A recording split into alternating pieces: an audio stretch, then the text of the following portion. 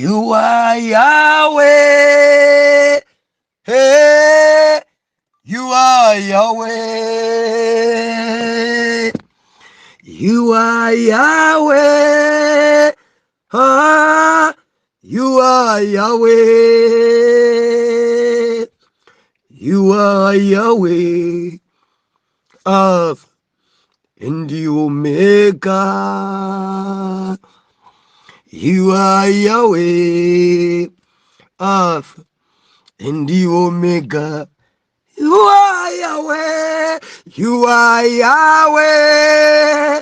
Hey, you are Yahweh. You are Yahweh. Ah, you are Yahweh. You are Yahweh. Alpha and the Omega. You are Yahweh. Alpha and the Omega.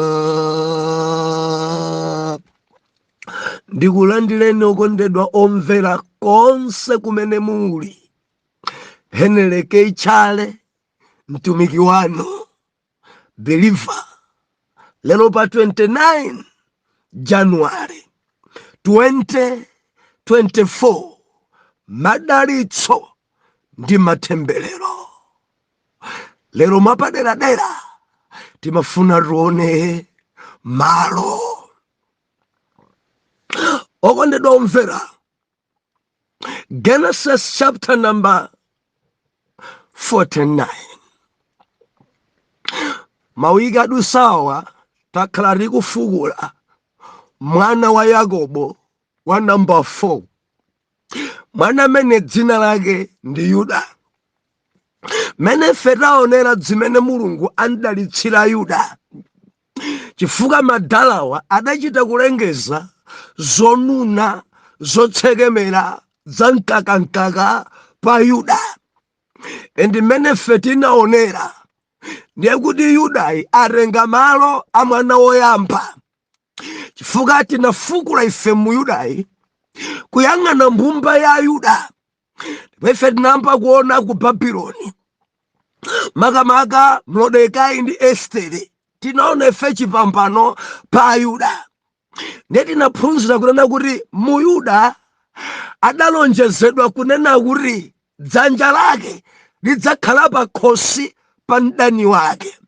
Mawu ochokera kwa Dadi, mawu a Madalitso orengezedwa pa Yuda kuti palibe mdani amene adzapambane pa mbumba ya Yuda. Palibe. Aliyense oyambana ndi mu Yuda, aliyense olimbana mu Yuda akonzekere kuirusa nkhondo. Pokhapokha ngati Mulungu achita kufuna kuti aphunzitse Yudayo kudalira Mulungu. Akachoka pamaso pa Mulungu mu Yuda ndi pamene Mulungu amalekerera. Koma akabwera nkuyandikira makamaka akangoyamba opembedzera ndiye kuti kumwamba kumatsika onse olimbana ndi Ayuda amadza kumana mbonaona. Tadzona ife tawerenga mabuku angapo. Tawerenga buku la Estere, tawerenga buku la Danieli, tawerenganso buku la Nehemiya. Endi monse muja mukayang'ana taona ife kuti mu Yuda osamalimbana naye mu Yuda. Mukhoza kumuyatsira moto nkuti apherera sapherera. Kuli mapangano, kuli malonjezano kuti dzanja lake lidzakhala pa khosi pa mdani. Mukhoza kuizunza mikango kuti idzadye mu Yuda. Kureku mikango isidya, mikango ichita mantha. Kureku mdzenjera mikango ija Danieli atagweramo mikango imanjenjemera kuopa Danieliyo. Kureku mkango wina ulonso kangumpenya Danieli mkango ja kunjenjemera kuti mwabwera munthu wamkulu kwambiri mdzenje muno. N'chifukwa chache Danieli poyankha mfumu adanena kuti Mulungu wanga aruma nthenga kudzatseka pakamwa pa mikango. Kureku mikango ija inali itatsekedwa pakamwa ndi nthenga ochokera kumwamba. ndiye mikango ija imaopa kwambiri Danieli endi kumweng'ana Danieli mikango ija imadzipanikisa kukhoma Danieli akangotembenuka mbali mikango yonse ija mbali imodzi kudzikanikisa kuona ngati Danieli afuna aphe mikango yonse endi mikango musiku yonse inakhala mamantha ina mikango ina kudzikodzera ina mikango ina kupanga bibi mikango ina mpakana kukomoka kuopa Danieli ali mudzenje koma atsikira Mulungu. Muyuda akamalowa mdzenje amalowa Mulungu. Muyuda akamalowa m'mayesero amalowa Mulungu. Ndefe timanena Muyuda Mulungu amamkweza pamalo dzilibe kanthu kayamba kumene koma Mulungu akafuna kumkweza amamkweza. Ndiye mukamapanga naye nsanje mukamayipidwa naye ndimati lisekwerere mukamayipidwa naye mononga tsogolo tinadzona ife pilifa wikadusayo pajatu nasowana mu weekend imene ntchito so inalimba kwambiri tinali ndi ma meeting ochuluka kwambiri, pastors meeting, youth meeting, dzulo Sunday service, moto kumango yaka basi bupirifa tikamasweka pano timakhati ikona ija mbali imene timakhalanso tikuyigwira ntchito. Hallelujah. Muyuda Mulungu amamkweza tinadzona zimenezi. Ne lachisanu la dosari Muyuda amakhudzika amamangapo gumuka ndeti nakita kutsindika Muyuda amadzika ndi kukonza anthu akasempana maganizo akafika Muyuda amamangirira.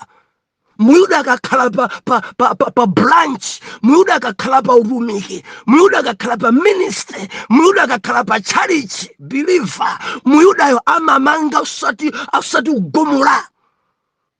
Neti naona ife kuti tikhala omanga pamafunika zida onga Bildala wakudziko kuno amakhala ndi malevulo, amakhala ndi mpeni wake, amakhala mchingwe chake, amakhala nshovelo, amakhala wibala, endi zonse zimathandiza kuti kumanga kukutheke. Endi zimene zikasowa believer akhoza manga ndi chiwanje koma chimabenda.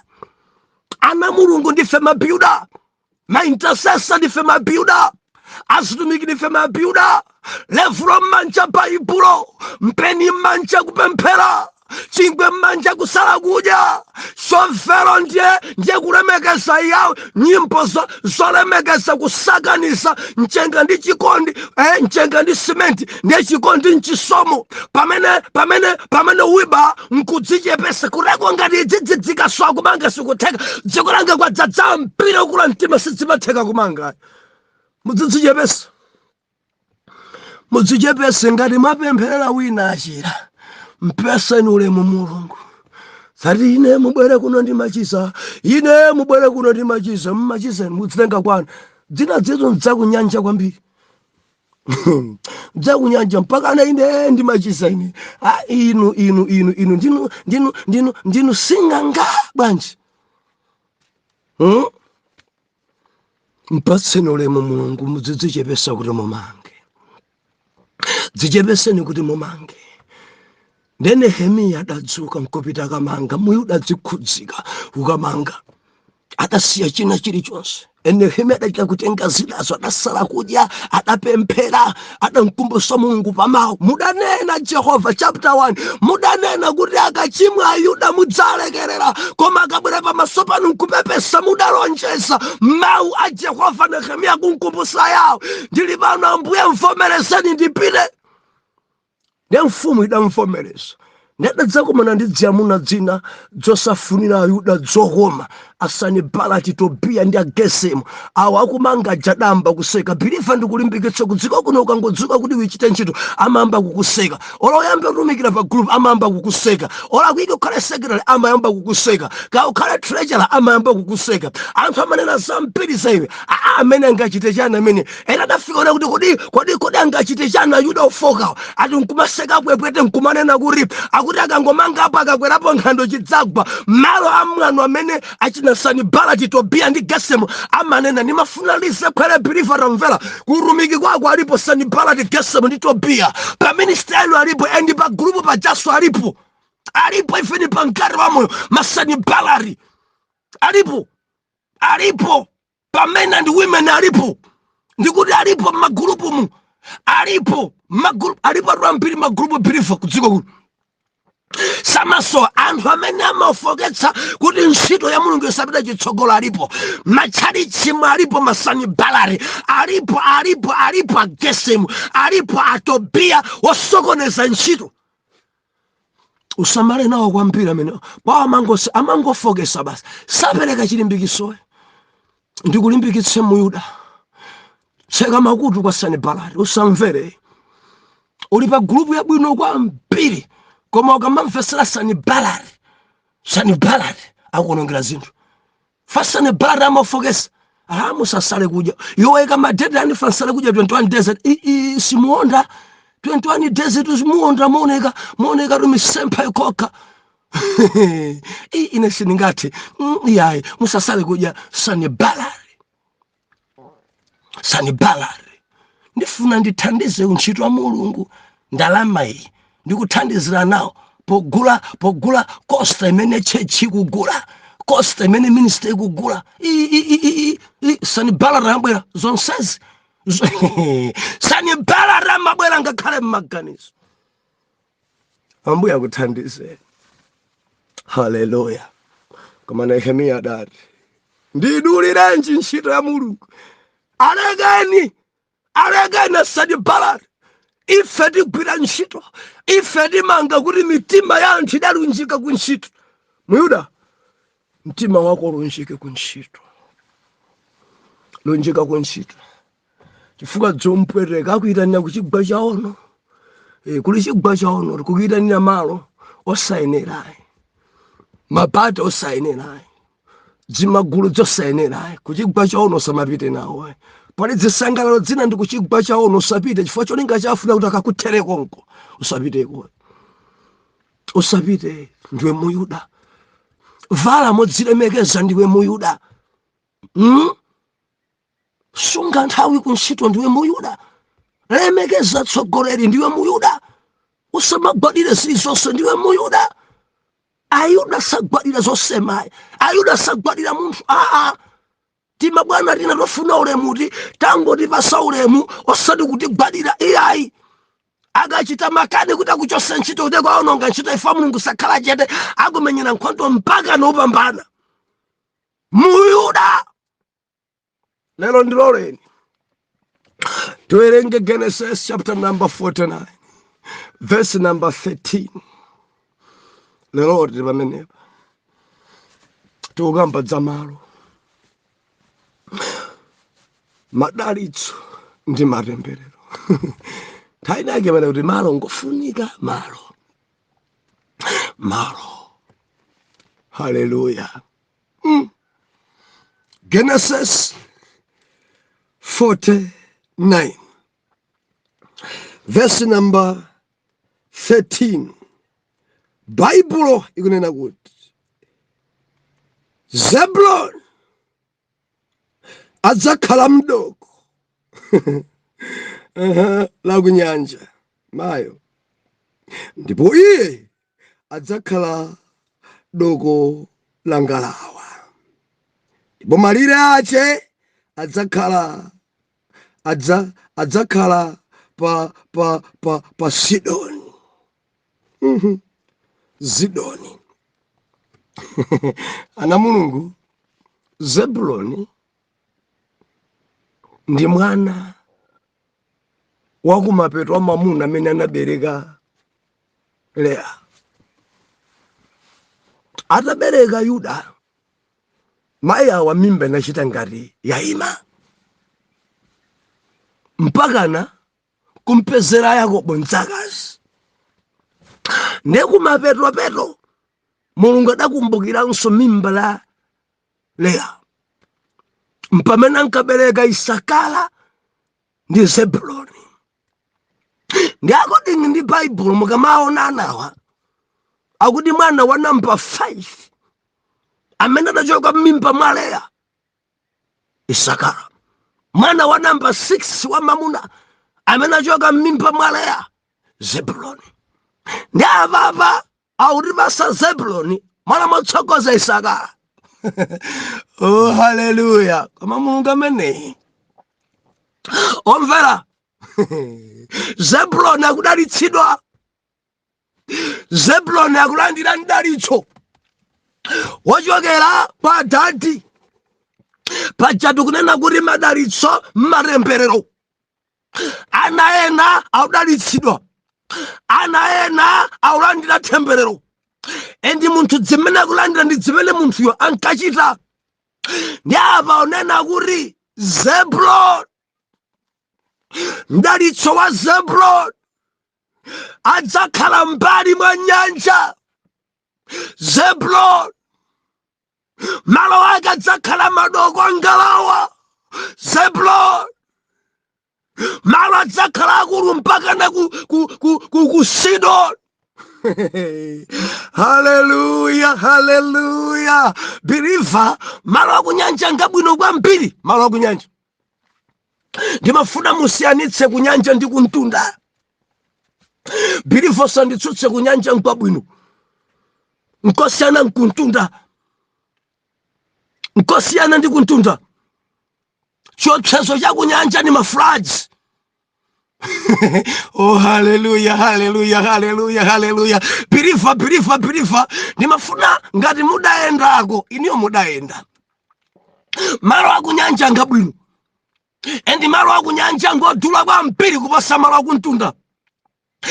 Nde bwana Yakobo akundalitsa mwanayi kuti iwe udzakhala chifupi ndi nyanja, iwe udzayandikira kwambiri nyanja, iwe udzidzadya za nyanja, iwe udzidalisika ndi kunyanja. Eti mpaka na madoko, malo akadzakhala madoko angalawa, ndipo sudzavutika. Apapa mwana yakudalitsidwa, audalitsidwa. Pali nyimbo ina naimba njolembe dasompuka zokomandi zakunyanja ozidzanditsa tapo. Zakunyanja Believer, ngati kuli chambo chili kunyanja, ngati kuli kampango ali kunyanja, ngati kuli transport yabwinonso ili kunyanja, ngati pali malo wodula ndi kunyanja, ngati kuli azungu amabwera kuti akaona anthu nkulipira nkunyanja, malo opasakasu nkunyanja, malo apamwamba nkunyanja. Kuti ku Zebuloni ayandikira adalitsidwa kuti iweyo tamvera mwana wanga, sudzakhala m'mapiri, sudzakhala kulikonse, koma udzakhala chifupi kwambiri ndi nyanja, ndipo zidalisika nyanjayo zako zizikuyendera nyanja. Believer, malo China ni manena kuti malo ngofunika wopya, malo ngofunika. Apa sakunena kuti ampasa kuchigwa, hayi fuka mdzosiyana. Mdzosiyana akuti iyeyi adzakhala pafupi kwambiri ndi nyanja. Ndiye nyanja muli zabwino, nyanja muli zonuna, nyanja muli nyama, nyanja muli chambo. Kuti usadzavurika ndi zakudya olo ndi ndiwo.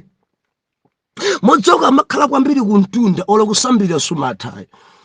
Muli bwanji nonse amene muli kuntunda? Muli bwa olo mayina nsomba sumadziwa olo sumadziwa mpaka nopo suadziwa. Endi kunyanja Believer, kunyanja nkodalisa. Mulungu anandikomera mtima ntapita South Africa chaka changa choyamba 2001 thali chako mvidiri mkati nadzafika Durban.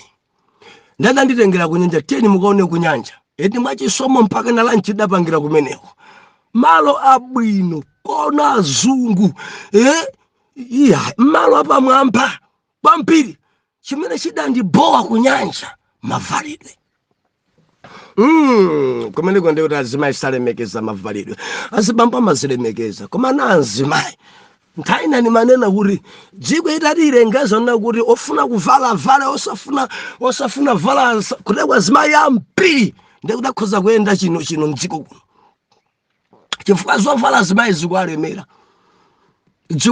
kwambiri. Sangafale yaitali dress, ena ukumana nawo nkumadabo kodi ali kuchipinda ali pansewu, endi mene akuyenda musukulu zikumkhudza libe nazo ntchito.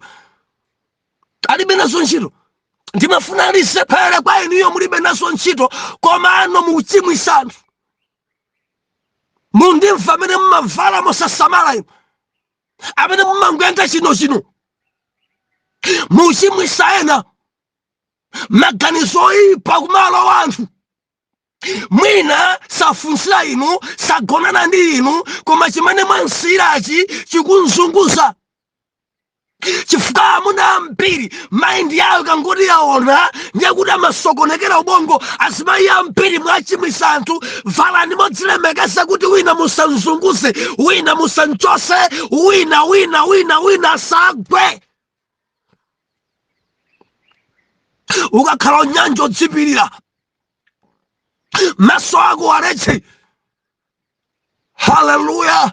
Ntafika so kepitana nadi pasaso tieni kuno kunyanja dakaonaso kunyanja endi chaka chatha chomwechi kupoti Elizabeth itapita tiyamika Ambuye. Sidaone nyansi zochuluka ngati choncho koma dafika kunyanja kwaona anthu akusampa, kwaona madzi pamenepo bwanja papa pamafika chani apo pamakhala motere. Ayi dzadongoso zicha amene muli kunyanja zedi muli malo abwino kwambiri, malo odalitsika. Endi lodge imene ili mbali mwa nyanja imakhala yodula kwambiri koposa imene ili kumtunda. Kupoti Elizabeth komweko ina hotelo ili pafupi kwambiri ndi nyanja. Ndi room imodzi yokha mukagone one night ma-1,000 amene mungalipiriwo. Kupoti Elizabeth komweko iliponso ina lodge ili kutali kwambiri ndi nyanja, ili mbali chakumtunda uko. Mitengo yache imakhala osiyana, ikhoza kusiyana ndi double. Ngati ukakupanga 1,000 rands per night yakumtunda mudzapeza ina mwina pa 500 hotelo. Ngati kwina kakupanga 200 rand per night kwina mudzapeza kupanga bwanji 80 rand. Chifukwa malo akunyanja ngodula, malo akunyanja ngopambana. Yakobo akundalisa Zebroni, mwana wanga udzakhala chifupi ndi nyanja. Mwana wanga malo ako adzakhala madoko angalawa. Mwana wanga sudzavurika ndi nyama. Mwana wanga malire ako mpakana ku Zidoni. Mwana wanga akumpasa malo, akundalisa ndi malo. Believer, malo ngabwino. Malo ena amakupangisa kuti udalitsike. Malo ena amakwesa chamkati mwako. Malo ena ukapanga business simaenda. Malo ena ukakhala sumadwala. Malo ena mukukulukutika pano. Malo amene mukukhala ongorani, malo amene muli ongorani. Malo amene mukukhalawo ni malo odalitsidwa. Malo amene muli dzuyenda. Malo amene mungapanga business. Malo amene mungamange dzoloseka. Malo amene chikhobe chanu chikukwera kapena chikutsika. Malo amene kodi banja lanu ikumangike kupasuka ndi malo amene ukambaza. Malo amene inuyo muli maloto anu mukulota maloto anji. Malo amene Believer, malo ngofunika kwambiri. Samala. Yakobo akundalisa Zebroni, mwana wanga Zebroni udzakhala iwe chifupi nyanja. Mwana wanga Zebroni malire ako awa mpakana ku Sidoni. Mwana wanga Zebroni madoko adzakhala pafupi ndiwe angalawa. Mwana wanga Zebroni ndiye ngati kudali kufuna kugulisa ndiye kuti mwanayi akugulisa malo odula kwambiri koposa kumtunda. Wadalitsidwa mwana, wapasidwa chochita mwana. Dadalengeza ndaliso. Rubeni alipompo ndaliso undi ndaliso Believer. Rubeni alipompo. Rubeni sadalandire nawo ndaliso. Adalipompo. Achina Simeoni adalipompo. Enda malankula izi dadi atatha kulengeza zonuna pa Yuda. akufika pa Zebuloni kuti iwe wekha udzakhala mchifupi nyanja, iwe wekha udzakhala m'madokomo, iwe wekha uzidzidya za kunyanja, iwe wekha uzitukuka mkunyanja, iwe wekha. Zebuloni. Haleluya. Pandidalitsa kwambiri verse number 13 achita kulengeza munthu wamkulu. Oh, haleluya. Verse 13 Bible ikunena kuti Zebuloni adzakhala madoko la kunyanja, ndipo iye adzakhala doko la ngalawa, ndipo malire ache adzakhala pa Zidoni. Haleluya. Haleluya. Madalitso apasidwa malo, apasidwa dera, apasidwa chochita chabwino, ali malo ori sangagone njala chifukwa chosowa ndiwo. Ali malo madoko akamachoka amisira jandi nsomba kazaka mpango kaya ndi chambo sangachite kufunsa kuti chambo chimaoneka bwanji. Bilifu ali panthu kudziko kuno chambo sachidziwa. Eni ngati amadziwa nsomba ya m'madzi akusonana ndi chambo, zoti kuli bombe anthu sadziwa, zoti kuli kampango sadziwa, zoti kuli bonya sadziwa, zoti kuli uraka sadziwa. Koma mwana ya udalitsidwa kuti iwe udzakhala m'madoko pafupi ndi nyanja, ndiye malo ako. Udzidalitsika nyanja. Haleluya. Tiupembedza Mulungu amene amatidalitsa ndi malo. Mana adalitsidwa ndi maloyo, kufunikira kwa malo. Malo amakupanga kuti udalitsike kapena utembereredwe malo. Malo ena amakuondetsa, kukuondetsa malo. Ena malo amene muli sidzikuyenda, sidzikulongosoka malo. Makamaka ena mugwira ntchito kandi mboma kandi m'mabungwe muchita kuna oh yes kumene nkagwira ntchito poyamba zinkaenda kuposa pano, koma pamene muli pano njala ikukumbutsani kopya malo kulima sikukuteka. Malo amene muli ndifunsa inuyo dzuyenda. Malo amenewo chitukuko chuyenda. Malo amene zauzimu ziuyenda. Malo amene kupembedzera kukuteka. Zebuloni akupasidwa malo akunyanja. Zebuloni akupasidwa malo odula. Zebuloni akudalitsidwa ndi dadi. Zebuloni Jacob adalisapo kuti iwe wekha mwana wanga udzakhala chifupi ndi nyanja. Chifupi ndi nyanja kodi ndi dziko langa. Bilifu sanditsutse, malo akunyanja ndi odula kwambiri. Odula kwambiri. Olopa khale popanda nyumba kuti ugulise pano ndi mabiliyoni pano. Ndipo malo amene adatha kale songapi zinthu. Ngati paleka nyumba kakang'ono kuti afuna gulisa apite kuntunda, akhoza gulisa malo amenewo kuntunda, kagula malo akulu. Malo akunyanja hekitala imodzi yokha, kuntunda akhoza kugula mahekitala olo 30 atadagulisa. Fuka ngodula. Azungu amakonda kunyanja, olemera amakonda kunyanja. Kuli zabwino kunyanja, mphepo yabwino ili kunyanja, nsomba zabwino zili kunyanja, amakonda kwa alendo kunyanja, business imayenda kunyanja, anthu amachimwaso kwambiri kunyanjako. Zofunika usamalenso. Mundimva Zebuloni, samalani Zebuloni. Kunyanja kukuchitika so zinthu. Samala Zebuloni, uli m'madoko zona zinthu. Samala Zebuloni, udzona zosaona limba mtima. Samala Zebuloni, malo wanga pamwamba, malo wanga odalisa, koma kumachitika zinthu kumabwera sombe moti ziwanda zambiri idzo zili kunyanjazo.